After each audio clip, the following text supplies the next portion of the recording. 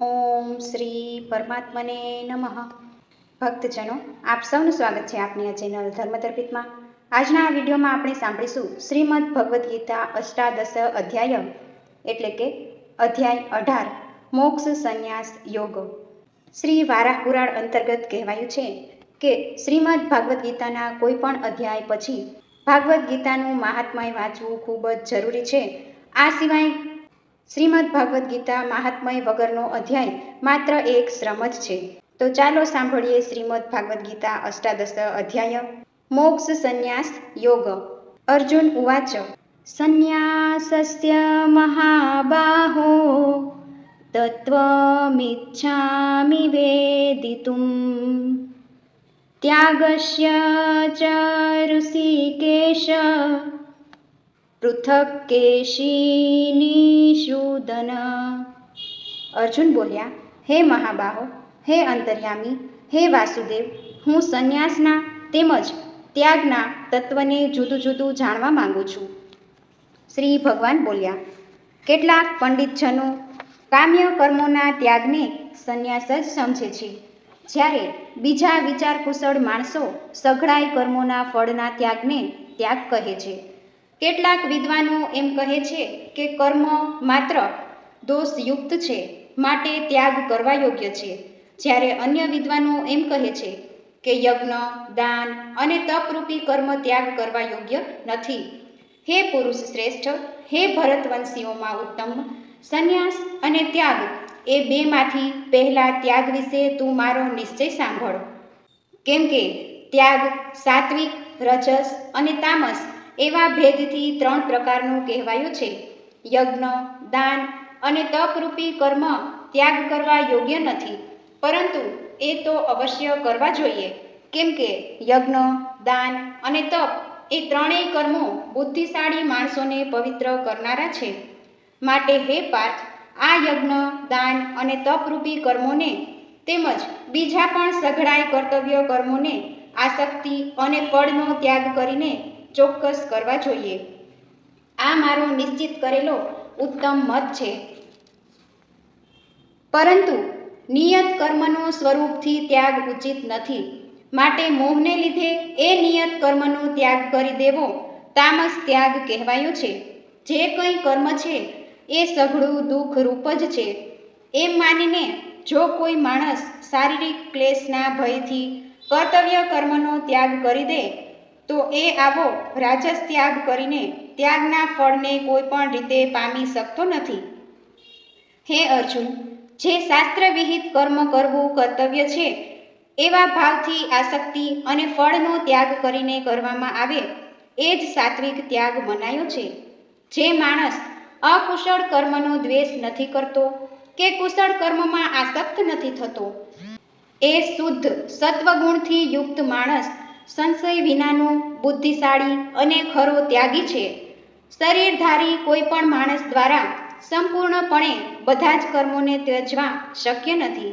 માટે જે કર્મફળનો ત્યાગ કરનાર છે એ જ ત્યાગી કહેવાય છે. કર્મફળનો ત્યાગ ન કરનાર માણસનો કર્મનું સારું, નરસું અને મિશ્ર એમ 3 પ્રકારનું ફળ મર્યા પછી અવશ્ય હોય છે. પરંતુ કર્મફળનો ત્યાગ કરી દેનારા માણસનું કર્મનું ફળ કોઈ કાળે પણ નથી હોતું. હે મહાબાહો, સર્વ કર્મોના સિદ્ધ થવામાં આ 5 કારણો કર્મનો અંત કરવાનો ઉપાય દર્શાવનાર સાંખ્ય શાસ્ત્રમાં કહેવાયા છે. એમને તું મારી પાસેથી સારી રીતે જાણી લે. આ વિશે એટલે કે કર્મોની સિદ્ધિ થવામાં અધિષ્ઠાન કરતા જુદા જુદા પ્રકારના કરણો, અનેક જાતની જુદી જુદી ચેષ્ટાઓ અને એ જ રીતે 5મું કારણ દેવ છે. માણસ મન, વાણી અને શરીરથી શાસ્ત્રને અનુકૂળ કે વિપરીત જે કંઈ પણ કર્મ આચરે છે એના આ 5 કારણો છે. પરંતુ આમ હોવા છતાં પણ કર્મોના થવામાં કેવળ અર્થાત શુદ્ધ સ્વરૂપ આત્માને જ કરતા સમજે છે એ મલિન બુદ્ધિનો અજ્ઞાની ખરું નથી સમજી શકતો.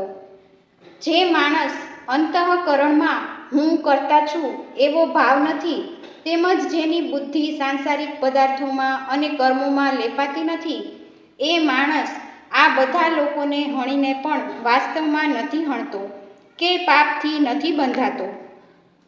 જ્ઞાતા, જ્ઞાન અને જ્ઞેય આ 3 પ્રકારના કર્મના પ્રેરકો છે અને કર્તા, કરણ તેમજ ક્રિયા આ 3 પ્રકારનો કર્મ સંગ્રહ એટલે કે કર્મના સાધનો છે. ગુણોને આધારે સઘળા પદાર્થોની ગણના કરનારા સાંખ્ય શાસ્ત્રમાં ગુણોના ભેદના લીધે જ્ઞાન, કર્મ તથા કર્તા 3 પ્રકારના જ કહેવાયા છે. એમને પણ તું મારી પાસેથી સારી પેઠે સાંભળ. જે જ્ઞાનથી માણસ ભિન્ન ભિન્ન જણાતા બધા જ ભૂતોમાં એક અવિનાશી પરમાત્મા ભાવને અવિભાજિત રૂપે સમભાવે રહેલો જુએ છે, એ જ્ઞાનને તું સાત્વિક જાણ. પરંતુ જે જ્ઞાન સકળ ભૂતોમાં જુદી જુદી જાતના અનેક ભાવોને જુદા જુદા સ્વરૂપે જાણે છે, એ જ્ઞાનને તું રાજસ જાણ. અને વળી જે જ્ઞાન એકલા કાર્યરૂપ શરીરમાં જ સંપૂર્ણની જેમ આસક્ત રહેનારું છે તથા જે યુક્તિ વિનાનું તાત્વિક અર્થથી રહિત તેમજ તુચ્છ છે, એ તામસ કહેવાયું છે. જે કર્મ શાસ્ત્ર વિધિથી નિયત થયેલું હોય, કર્તાપણાના અભિમાનથી રહિત થઈને કરવામાં આવ્યું હોય, તેમજ ફળની લાલસા વિનાના માણસ વડે રાગ દ્વેષ વિના કરવામાં આવ્યું હોય, એ કર્મ સાત્વિક કહેવાય છે. પરંતુ જે કર્મ ઘણો પરિશ્રમ વેઠીને કરાય છે અને વળી ભોગોને ઈચ્છતા માણસ વડે કે અહંકારી માણસ વડે કરવામાં આવે, એ કર્મ રાજસ કહેવાયું છે. જે કર્મ પરિણામ, હાનિ, હિંસા અને સામર્થ્યને ધ્યાનમાં લીધા વિના કેવળ અજ્ઞાનને લીધે આચરવામાં આવે છે, એ કર્મ તામસ કહેવાય છે.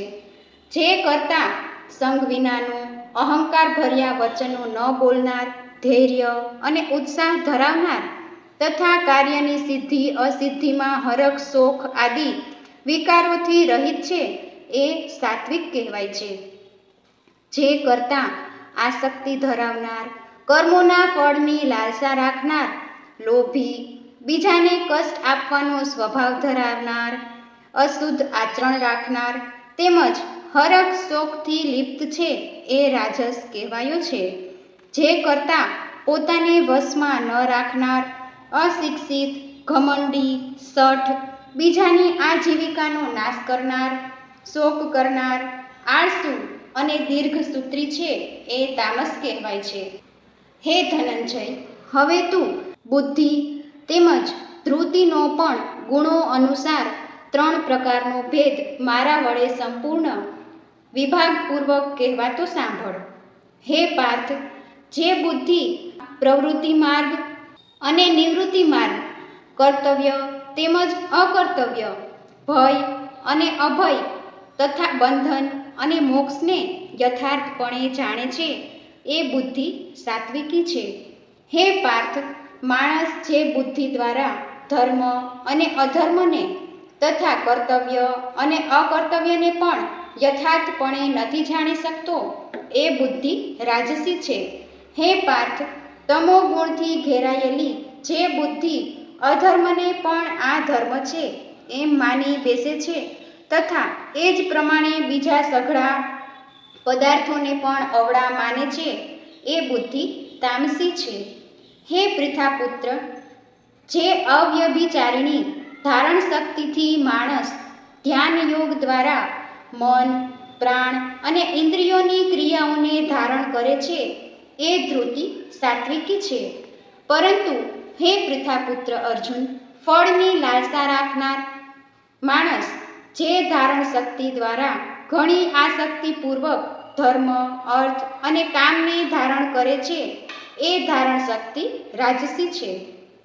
હે પૃથાપુત્ર, દુષ્ટ બુદ્ધિનો માણસ જે ધારણ શક્તિ દ્વારા નિંદ્રા, ભય, ચિંતા અને દુઃખને તથા ઉન્મત્તપણાને પણ નથી છોડતો પણ પકડી રાખે છે, એ ધારણ શક્તિ તામસી છે. હે ભરત શ્રેષ્ઠ, હવે 3 પ્રકારના સુખને પણ તું મારી પાસેથી સાંભળ. જે સુખમાં સાધક માણસ ભજન, ધ્યાન અને સેવા આદિના અભ્યાસ વડે રમણ કરે છે અને જેથી દુઃખોના અંતને પામી જાય છે. જે આ જાતનું સુખ છે એ શરૂઆતમાં જોકે વિષ જેવું ગણાય છે, પણ પરિણામે અમૃત જેવું છે. માટે એ પરમાત્મક વિષયક બુદ્ધિના પ્રસાદમાંથી ઉપજનારું સુખ સાત્વિક કહેવાયું છે. જે સુખ વિષય અને ઇન્દ્રિયોના સંયોગથી થાય છે એ શરૂઆતમાં ભોગકાળમાં અમૃત જેવું જણાતું હોવા છતાં પરિણામે વિષ જેવું છે. માટે એ સુખ રાજસ કહેવાયું છે. જે સુખ ભોગકાળે તેમજ પરિણામે આત્માને મોહિત કરનારું છે એ નિંદ્રા, આળસ અને પ્રમાદમાંથી જન્મેલું સુખ તામસ કહેવાયું છે. પૃથ્વી પર, આકાશમાં કે દેવતાઓમાં અથવા એ સિવાય ક્યાંય પણ એવો કોઈ પણ જીવ નથી જે આ પ્રકૃતિમાંથી જન્મેલા ત્રણેય ગુણોથી મુક્ત હોય. હે પરમ તપ, બ્રાહ્મણો, ક્ષત્રિય, વૈશ્યો તથા શૂદ્રોના કર્મ સ્વભાવમાંથી ઉપજેલા ગુણો દ્વારા વિભક્ત કરવામાં આવ્યા છે.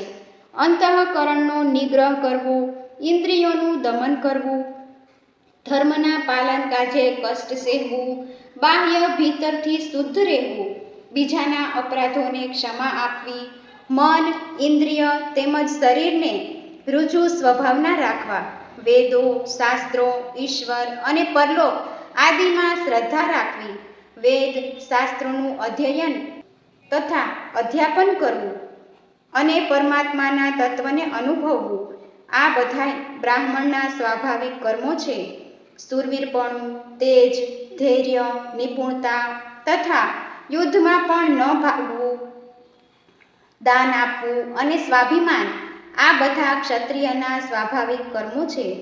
ખેતી, ગોપાલન, ખરીદવા વેચવા રૂપી સત્ય વ્યવહાર, આ વૈશ્યના સ્વાભાવિક કર્મો છે.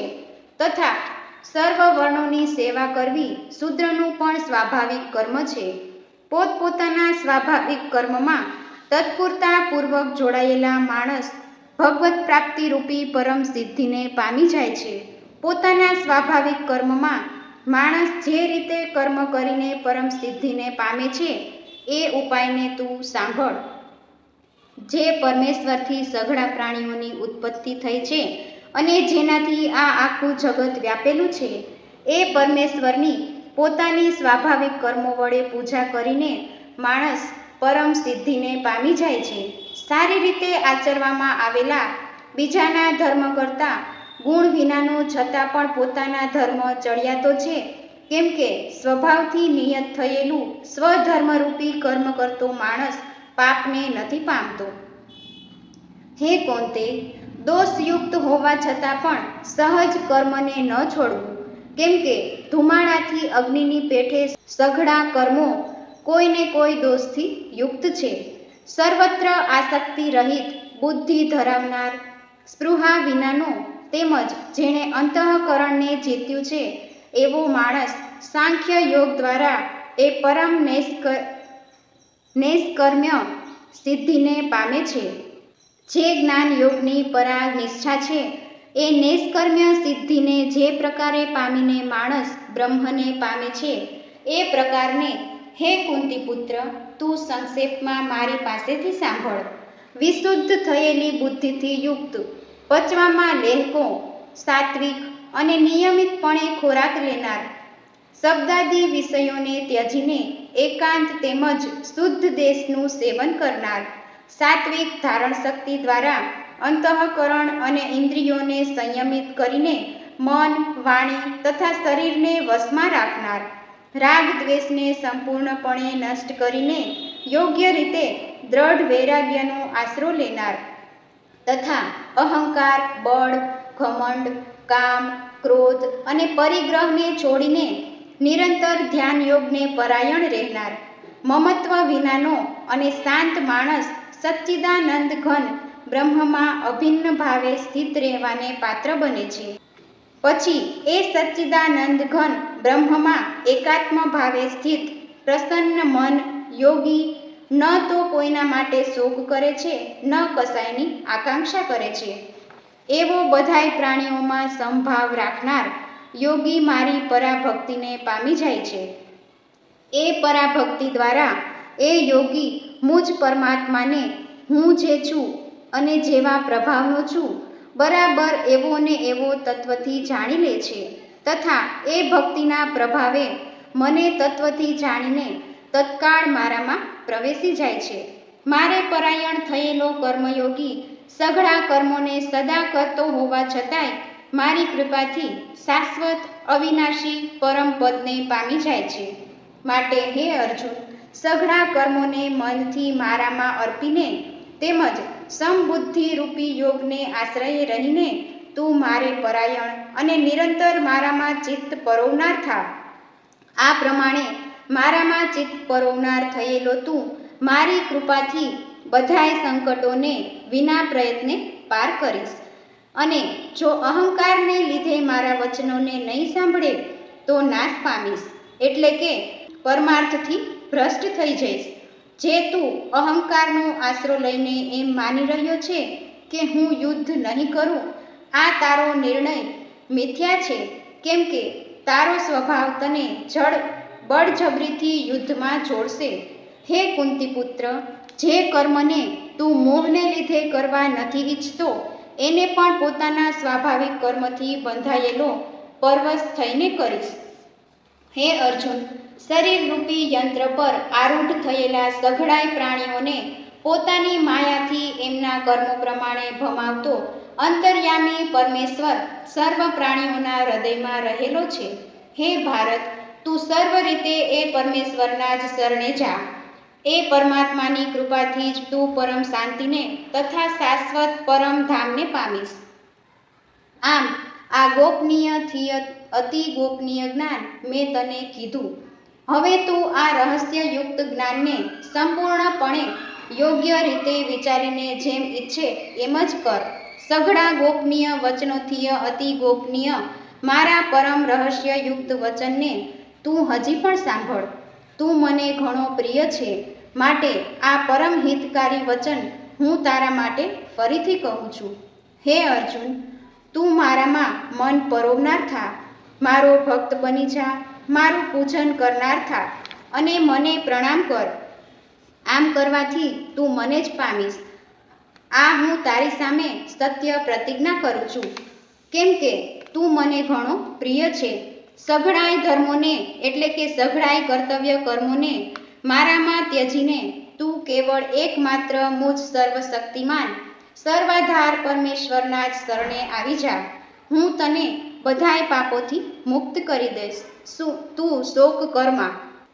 તારે આ ગીતારૂપી રહસ્યમય ઉપદેશ કોઈ પણ કાળે ન તો તપરહિત માણસને કહેવો, ન તો ભક્તિરહિતને અને ન તો સાંભળવા ન ઈચ્છતા માણસને કહેવો, તથા જે મારામાં દોષ દ્રષ્ટિ રાખે છે એને તો કદી ન કહેવો. જે માણસ મારામાં પરમ પ્રેમ રાખીને આ પરમ રહસ્યયુક્ત ગીતાના ઉપદેશને મારા ભક્તોમાં કહી સંભળાવશે એ મને જ પામશે, એમાં જરા પણ સંદેહ નથી. માણસોમાં એનાથી વધીને મારું પ્રિય કાર્ય કરનારો કોઈ પણ નથી, તથા આખી પૃથ્વી પર એનાથી વધીને મારો પ્રિય બીજો કોઈ ભવિષ્યમાં થશે પણ નહીં. જે માણસ આ ધર્મમય આપણા બેના સંવાદરૂપી ગીતાશાસ્ત્રનું અધ્યયન કરશે એના દ્વારા પણ હું જ્ઞાન યજ્ઞથી પૂજિત થઈશ, એવો મારો મત છે. જે માણસ શ્રદ્ધાળુ અને દોષ દ્રષ્ટિ વિનાનો થઈને આ ગીતાશાસ્ત્રનું શ્રવણ કરશે એ પણ પાપોથી છૂટીને ઉત્તમ કર્મ કરનારાઓના શ્રેષ્ઠ લોકોને પામશે.